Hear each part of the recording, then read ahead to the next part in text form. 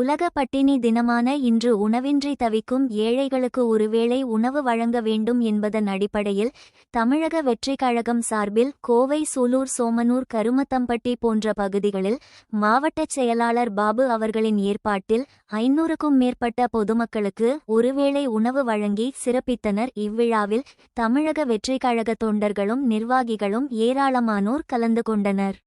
வாழ்க தளபதி, வளர்க தமிழக வெற்றிக் கழகம். அனைத்து நாடுகளிலும் பாத்தீங்கன்னா உலக பட்டினி தினத்தை அனுசரிக்கும் வகையில ஊட்டச்சத்து குறைபாடுகள் வலியுறுத்தி இன்று உலக பட்டினி தினம் கடைபிடிக்கிறோம். அதே சமயம் தளபதி அவர்கள் அறிவுறுத்தலின்படி மாநில போஜன வழிகாட்டுதலின்படி இன்று கோவை புறநகர் கிழக்கு மாவட்டம் சார்பாக 15க்கும் மேற்பட்ட இடங்கள்ல அன்னதானம் பண்றோம். சும்மா ஒரு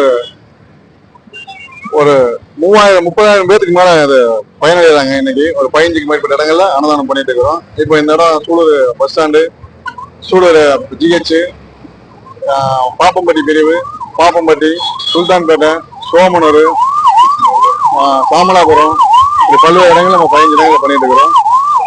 இந்த வாய்ப்பினை கொடுத்த தளபதி அவர்களுக்கும் மாநில பொதுச்செயலாளருக்கும் நன்றி தெரிவிச்சுக்கிறேன். இந்த விழா ஏற்பாடு செய்த சூலூர் வடக்கு ஒன்றிய தமிழ் செல்வன், சந்தோஷ், தெற்கு ஒன்றிய சந்தோஷ், இருகூர் மணி அவருக்கு நேரத்தில் நன்றி தெரிவிச்சுக்கிறேன். நன்றி, வணக்கம். மக்கள் பயன்பெறும் வகையில நோக்கமில்ல கிடையாது. தொடர்ந்து பாத்தீங்கன்னா மக்கள் ஐக்கியமா இருக்கும்போது தளபதி விலையில்லா விருந்தம் பண்ணிட்டு இருக்கிறோம்.